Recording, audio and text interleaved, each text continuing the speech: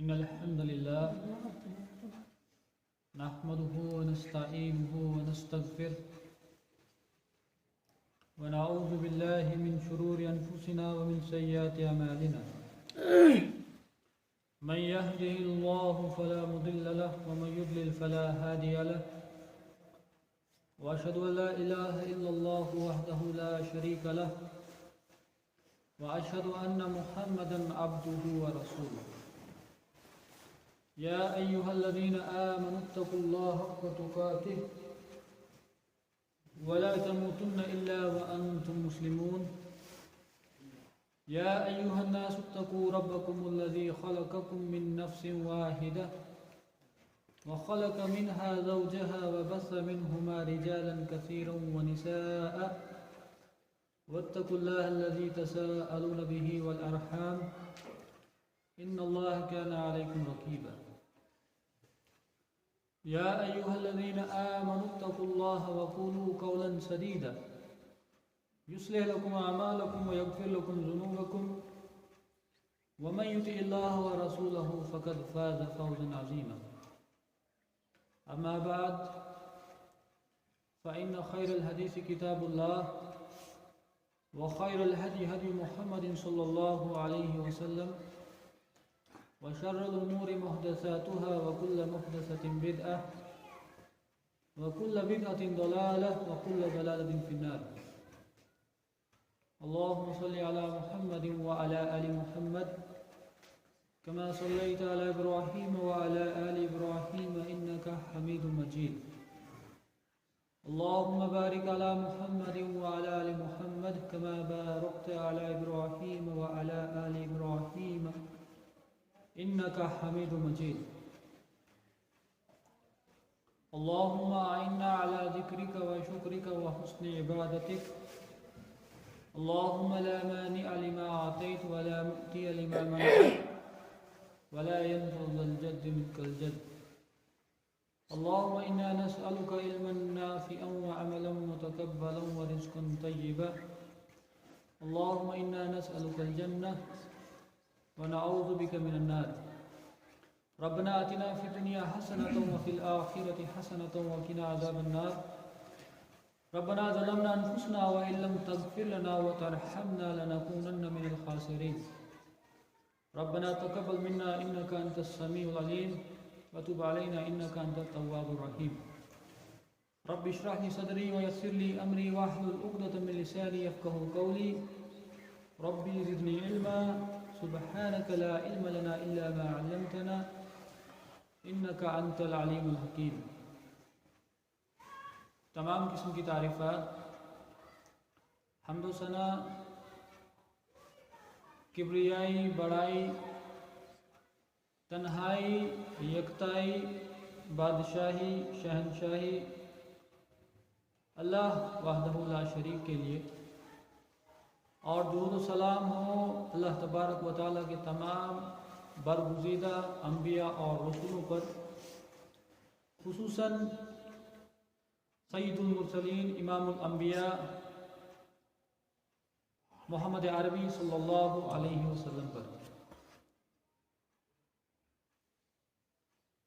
کتاب توحید کی شرح توحید الہ العالمین عبداللہ ناصر رحمانی کی بہت ہی مفید اور اہم عقیدے کے اعتبار سے کتاب موجود ہے اور اسی کتاب کے حوالے سے کئی خطبات میں نے آپ حضرات کے سامنے پیش کیے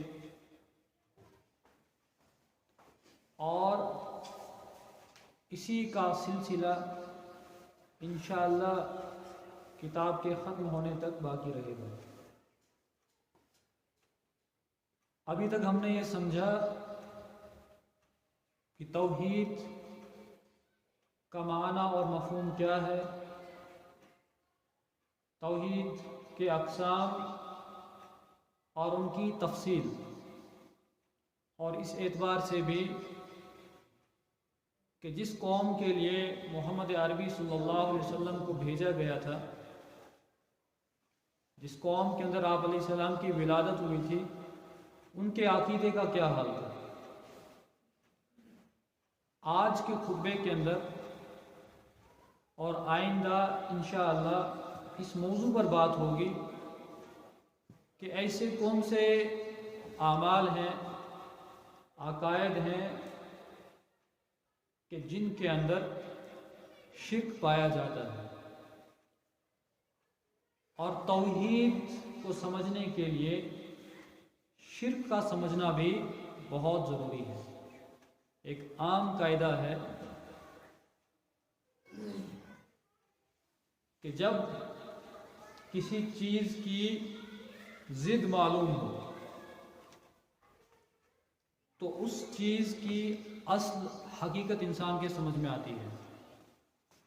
عربی میں کہتے ہیں وَبِضِدِّهَا تَتَبَيَّنُ الْأَشْيَاءُ، سفید کے سامنے اگر کالا رکھ دیا جائے تو ذہن کلیئر ہوتا ہے کہ سفید کیا ہے اور کالا کیا ہے۔ آپ نے میٹھی چیزیں کھائی ہوں لیکن کڑوی چیز کبھی نہیں آپ نے چکھی، تو اس مٹھاس کا احساس یا اس کی اصل جب کڑوی چیز آپ کھائیں گے تب زیادہ واضح ہوگی۔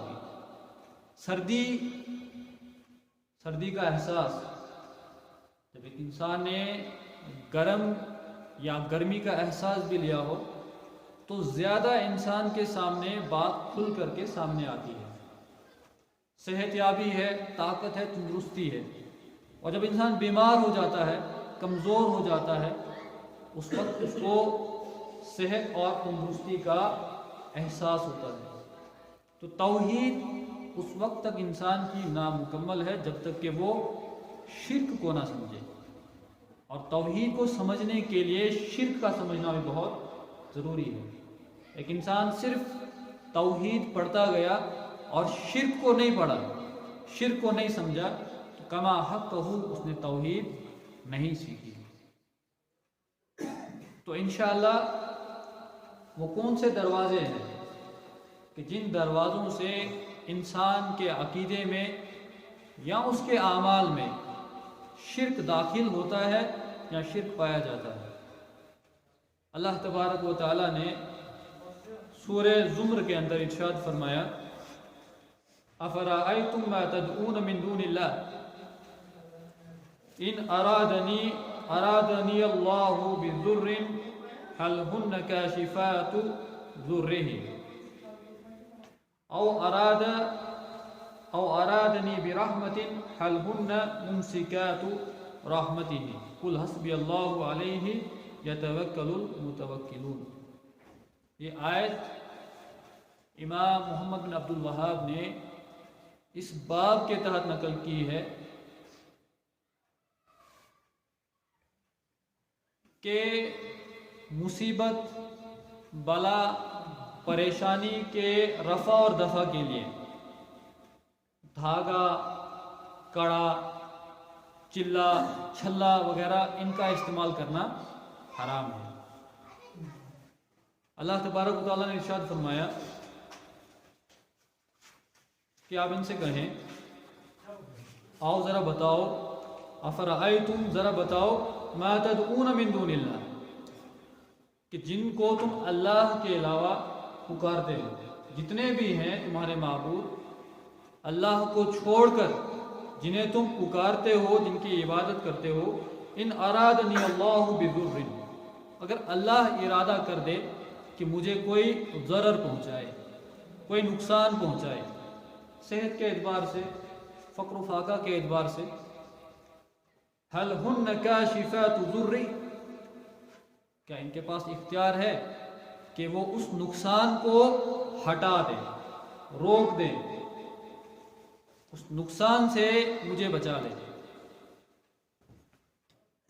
اور آگے فرمایا او ارادنی برحمت هل هن ممسکات رحمتی، یا اللہ ارادہ کرے کوئی نیکی کا، کوئی بھلائی کا، کوئی نرمی کا معاملہ میرے ساتھ، کیا تمہارے معبودوں کو اختیار ہے کہ وہ اس رحمت کو، اس نعمت کو روک دے؟ قل حسبی اللہ علیہ یتوکل المتوکلون۔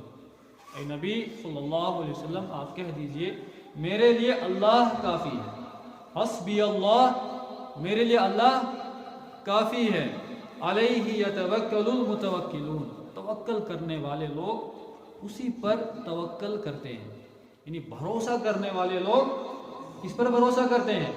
اللہ تبارک و تعالیٰ پر بھروسہ کرتے ہیں۔ ایک روایت میں آتا ہے کہ محمد عربی صلی اللہ علیہ وسلم نے کفار اور مشرکین کو جمع کیا اور اس مجمع کے اندر اس آیت کو پڑھا کہ تم اللہ کو چھوڑ کر جن کو پکارتے ہو، اگر اللہ چاہے مجھے کوئی ضرر پہنچائے تو کیا تمہارے معبود روک سکتے ہیں، بچا سکتے ہیں؟ یا اللہ میرے ساتھ رحمت کا معاملہ کرنا چاہے، کیا تمہارے معبود اس رحمت سے مجھے محروم کر سکتے ہیں؟ میرے لیے تو اللہ ہی کافی ہے، اور بھروسہ کرنے والے اللہ پر بھروسہ کرتے ہیں۔ تو بتایا جاتا ہے کہ وہ پورا کا پورا مجمع خاموش رہا، کیونکہ ان کا عقیدہ یہ نہیں تھا کہ جن کو ہم پکارتے ہیں ان کو اختیارات حاصل ہیں، وہ تو ان کی عبادت محض اس لیے کرتے تھے تاکہ یہ ہمارے معبود اللہ کے پاس ہمارے سفارشی بنے، ہماری سفارش کریں گے۔ جب ان کے پاس اختیار نہیں ہے نفع اور نقصان کا، تو پھر ان کی عبادت کرنے کا مقصد کیا ہے؟ تو جہالت ہے۔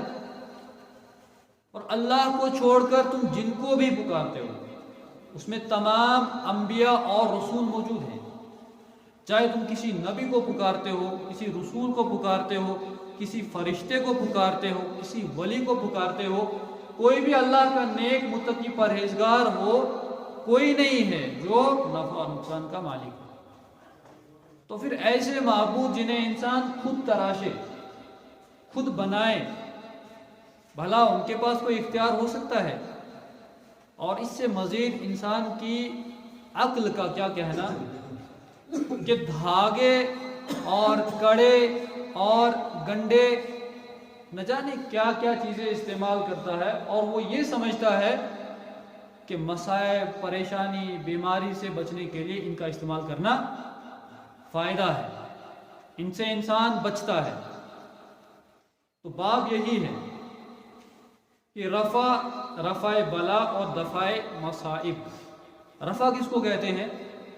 کہ نقصان ہو رہا ہے، بیماری آ گئی، پریشانی میں آپ گزر رہے ہیں، تو پھر اس کو روک لینا، اس پریشانی کو ختم کرنا، اس کو کہتے ہیں رفع کرنا۔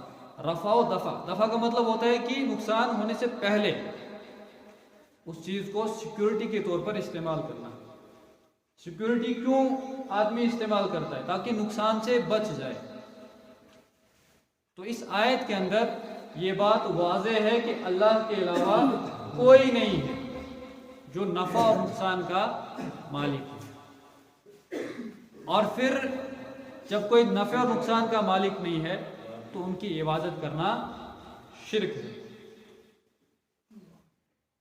اسی طریقے سے ایک حدیث کے اندر اللہ کے نبی صلی اللہ علیہ وسلم نے ارشاد فرمایا، یہ حدیث مسند احمد، سنن ابن ماجہ اور صحیح ابن حبان کے اندر موجود ہے۔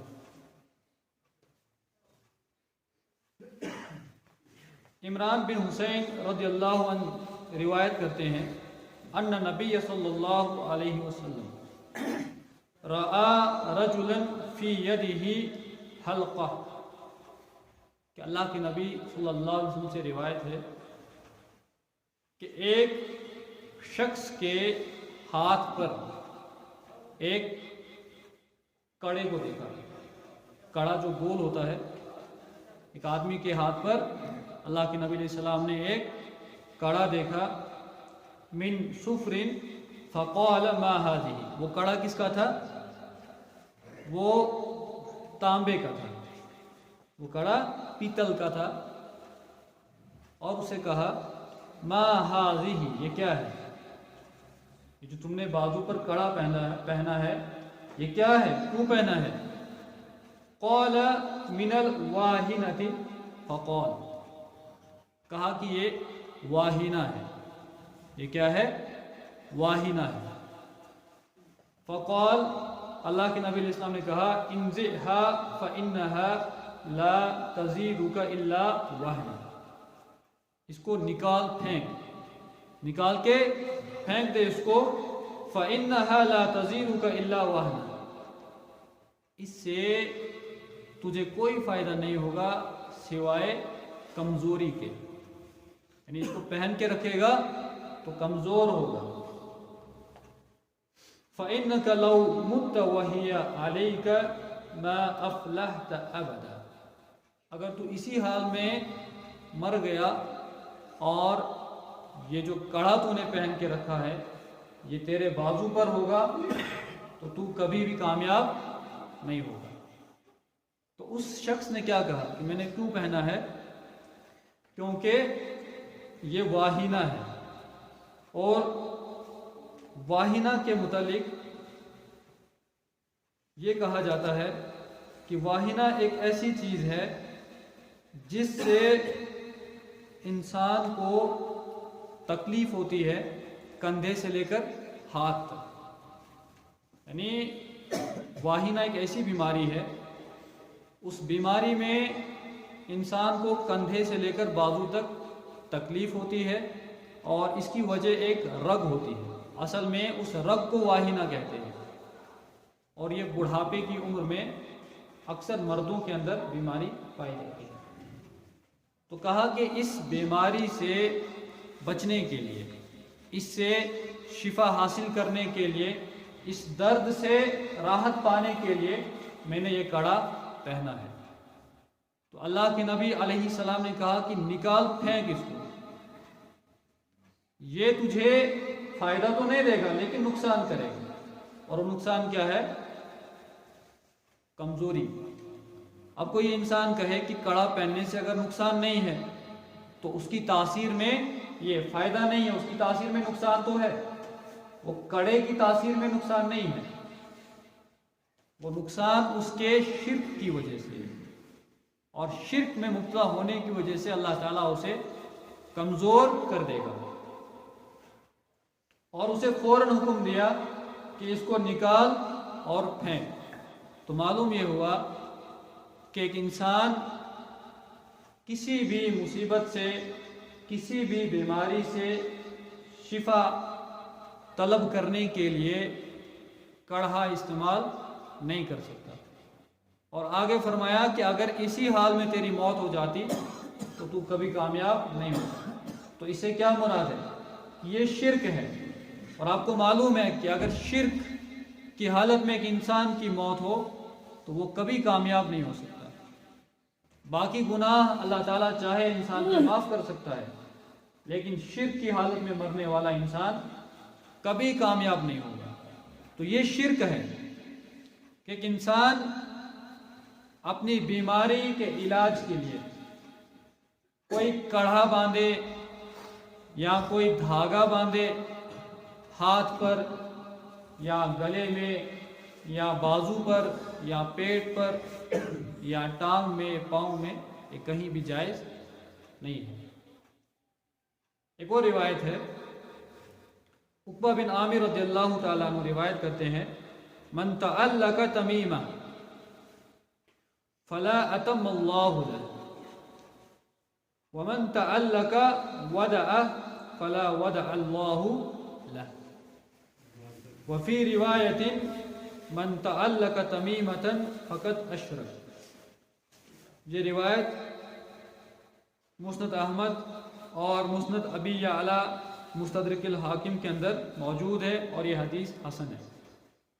اللہ کے نبی صلی اللہ علیہ وسلم نے ارشاد فرمایا، من تعلق تمیمہ، جس کسی نے تمیمہ لٹکایا، فلا اتم اللہ لہ، تو پھر اس کے لیے اللہ تعالیٰ کوئی بھی کام پورا نہیں کرے گا، یعنی کہ وہ چیز جو اس نے لٹکائی وہی اس کے لیے کافی ہے، اللہ تعالیٰ اس کا کوئی بھی کام پورا نہیں کرے گا۔ ومن تعلق ودعہ، جس نے ودعہ کو لٹکایا، یہ ودعہ کیا چیز ہے آگے ہم دیکھیں گے، فلا ودع اللہ لہ، تو جس نے ودع لٹکایا اس نے کبھی آرام نہیں پایا، اللہ تعالیٰ اسے آرام نہیں دے گا۔ وفی روایت من تعلق تمیمۃ فقد اشرک، ایک روایت میں ہے کہ جس نے تمیمہ لٹکایا اس نے شرک کیا۔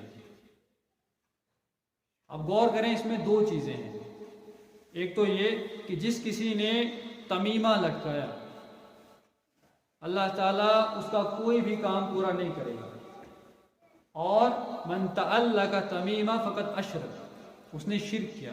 ایک تو شرک ہے اور دوسری سزا ہے۔ سزا یہ ہے کہ اس کا کوئی بھی کام پورا نہیں ہوگا، جس چیز پر اس نے بھروسہ کیا اللہ تعالیٰ اسی چیز کے حوالے اس کو کر دے گا۔ اور تمیمہ کیا چیز ہے، اس کے متعلق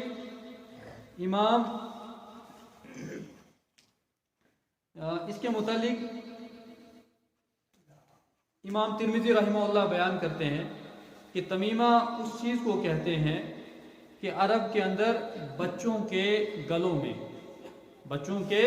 گلوں میں یہ منکا باندھ دیا جاتا تھا، ایک سکہ رکھ لیں آپ یا ایک سپی رکھ لیں، ان کے گلوں میں لگائی جاتی تھی، اور ان کا اعتقاد یہ تھا کہ اس کے بعد یہ بیماریوں سے اور نظر بد سے محفوظ رہیں گے، جو آج بھی بہت سارے مسلمان کرتے ہیں۔ کوئی مسلمان جو ہے تعویذ کے نام پر یہ چیزیں استعمال کرتا ہے اور پھر یہ سمجھتا ہے کہ یہ بیماریوں سے اور مصیبت سے نظر بد سے اللہ تعالیٰ اس کی حفاظت کرے گا۔ در حقیقت یہ بات صحیح نہیں ہے، کیونکہ اللہ کے نبی نے فرمایا ہے کہ جس کسی نے تمیمہ لٹکایا تو اس نے کیا کیا، اس نے شرک کیا۔ وجہ یہ ہے کہ نفع اور نقصان کا مالک اللہ تبارک و تعالی ہے، اور یہ شریعت میں نہیں ہے کہ آپ ان چیزوں کو استعمال کریں تاکہ آپ بیماریوں سے، مصیبتوں سے یا پریشانیوں سے محفوظ ہو جائیں گے۔ شفا اللہ کے پاس ہے، شفا دینے والا اللہ ہے۔ رقیہ کرنا سنت ہے، دم کرنا سنت ہے، لیکن دم کے اندر اپنی کوئی تاثیر نہیں ہے۔ ایک انسان یہ سوچے کہ اس آدمی سے دم کروائیں گے تو شفا ہو جائے گی، اس آدمی سے دم کروائیں گے تو شفا ہو جائے گی۔ یہ شفا دینے والا اللہ تبارک و تعالیٰ ہے۔ البتہ یہ باتیں ہیں کہ ایک انسان جو پرہیزگار ہوگا، جو متقی ہوگا، اللہ تعالیٰ کے احکامات کی پابندی کرنے والا ہوگا، تو اللہ تعالیٰ کے ساتھ اس انسان کا ربط زیادہ ہے۔ لیکن کسی کے دم کرنے سے تاثیر نہیں ہے، تاثیر تب ہوگی جب اللہ تبارک و تعالیٰ کا حکم ہوگا۔ در حقیقت شفا کا معاملہ اللہ تعالیٰ کے لیے خاص ہے۔ تو اس قسم کی چیزیں استعمال کرنا شرک ہے۔ اور دوسری ہے وَمَن تَعَلَّقَ وَدْعَ فَلَا وَدْعَ اللَّهُ لَهُ، جس کسی نے ودع لٹکایا اللہ تبارک و تعالی اسے آرام نہ دے گا۔ ودع کیا ہے؟ علماء کہتے ہیں کہ سمندر کے اندر کچھ مخصوص قسم کے پتھر ہوتے ہیں، ان کا استعمال کرنا، ان کو لٹکانا، ان کو باندھنا، یہ بھی کیا ہے؟ یہ بھی منع کیا گیا ہے، اور وہ انسان آرام نہیں پائے گا۔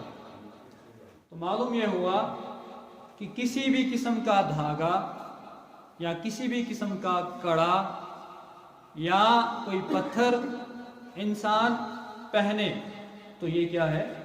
شرک ہے۔ اب کوئی یہ کہے کہ فیشن کے طور پر ہم اس کو استعمال کر رہے ہیں، گلے میں دھاگا ہے یا بازو پر ہے یا جسم کے کسی اور حصے پر اس نے باندھا ہے، اور کیا ہے؟ وہ فیشن ہے، کوئی میرا عقیدہ نہیں ہے۔ تو یہ فیشن کے طور پر بھی استعمال کرنا صحیح نہیں ہے، کیونکہ یہ وہ مسئلہ ہے، یہ وہ معاملہ ہے جس کے ساتھ لوگوں کا عقیدہ جڑا ہوا ہے۔ یہ وہ چیزیں ہیں جس میں لوگ یہ سمجھتے ہیں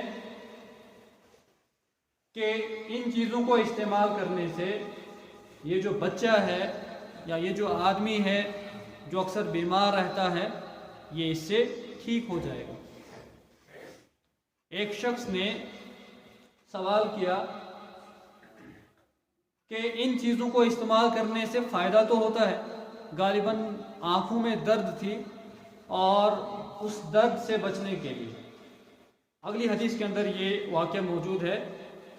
حذیفہ رضی اللہ تعالیٰ عنہ روایت کرتے ہیں انہ رأى رجلا فی یدہ خیط من الحمى، کہ ایک آدمی کو دیکھا کہ اس کے ہاتھ پر دھاگا باندھا ہوا تھا۔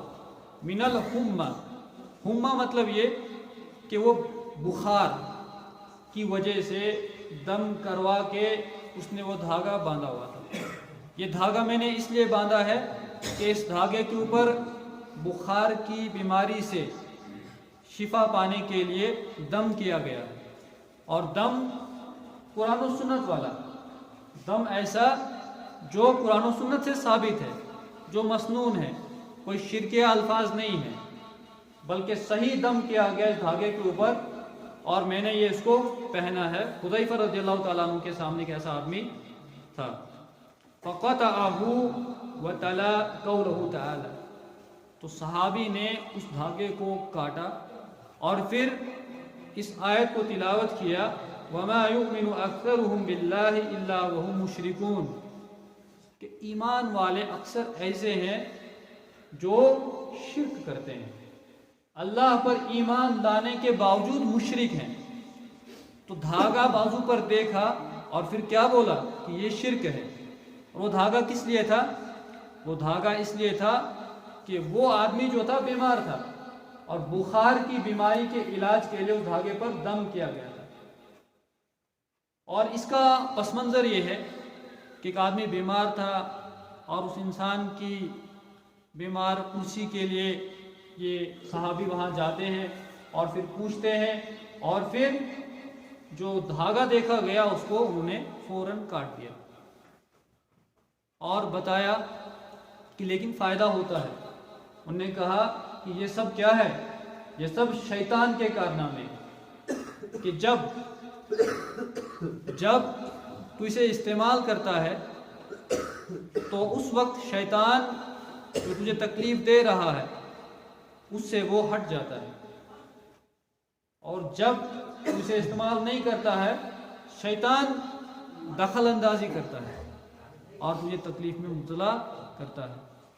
گویا یہ کہ آدمی کسی بھی بیماری کے لیے عقیدے کے اعتبار سے اللہ تبارک و تعالیٰ پر کامل یقین رکھے کہ نفع اور نقصان کا مالک اللہ کے علاوہ کوئی دوسرا نہیں ہے۔ بیماری میں مبتلا کرنے والا اللہ ہے اور بیماری سے شفا دینے والا بھی اللہ ہی ہے۔ ہاں، جو طریقے سنت سے ثابت ہیں، دم کرنا اور دوائی وغیرہ کا استعمال کرنا، یہ خود اللہ کے نبی علیہ السلام نے اپنی زندگی میں استعمال کیا اور ثابت ہے، لیکن اس کے علاوہ یہ کوئی دھاگا باندھنا، کڑا باندھنا یا اسی سے جڑی ہوئی باقی چیزیں ہیں، یا کوئی چہرے کے اوپر بچے کے ماتھے پہ نشان لگانا تاکہ نظر بد سے محفوظ رہے گا، یہ کیا ہے؟ یہ شرک ہے۔ شرک کیوں ہے؟ کیونکہ نفع اور نقصان کا مالک اللہ کے علاوہ کوئی نہیں ہے۔ کوئی دھاگا انسان کو فائدہ نہیں پہنچا سکتا اور نہ ہی نقصان پہنچا سکتا ہے، جو کہ ابھی ہم نے حدیثیں دیکھی، ان کے اندر اللہ کے نبی علیہ السلام نے واضح کیا ہے۔ اور یہ حدیث حسن درجے کی ہے، مسند احمد کے اندر موجود ہے۔ تو ان تمام احادیث سے یہی ثابت ہوتا ہے کہ ایک انسان اللہ تعالیٰ پر توکل کرے، بیماری میں مبتلا ہے اللہ سے دعا کرے، اور جو ظاہری اسباب ہیں، دوا ہے، اس کو استعمال کرے، اور اس میں بھی یہ نہ سوچے کہ تاثیر دوا کے اندر ہے تو اس کو کھائیں گے ٹھیک ہو جائیں گے، اس کو کھائیں گے تو ٹھیک ہو جائیں گے، بلا شبہ وہ سبب اختیار کرنا ہے، لیکن اللہ کا حکم ہوگا تب جا کے ہی ایک انسان کو بیماری سے شفا حاصل ہو سکتی ہے۔ ایک انسان کا عقیدہ یہ ہو کہ تمام چیزوں میں اللہ تبارک و تعالیٰ کا حکم چلتا ہے، اور جو اسباب ہیں وہ بھی اللہ تبارک و تعالیٰ کے محتاج ہیں۔ تو جن چیزوں سے ایک انسان شرک کے اندر مبتلا ہو جاتا ہے، ان سے ایک انسان اپنے آپ کو بچائے، اور اللہ تبارک و تعالیٰ نے جو مسنون طریقہ بتایا ہے دم کا یا باقی جو ثابت شدہ چیزیں ہیں کتاب و سنت سے، ان کو اختیار کرے۔ اللہ تبارک و تعالیٰ ہم سب کے عقیدے کی حفاظت فرمائے، توحید اور شرک کے مسائل کو سمجھنے کی توفیق عطا فرمائے، اور ان تمام چیزوں کو اپنی زندگی کے اندر داخل کرنے کی توفیق عطا فرمائے، تاکہ ہم لوگ جب دنیا میں شرک سے محفوظ رہیں گے تو انشاءاللہ آخرت میں کامیاب ہوں گے۔ بارک اللہ لنا ولکم فی القرآن العظیم ونفعنا وإیاکم بالآیات وذکر الحکیم۔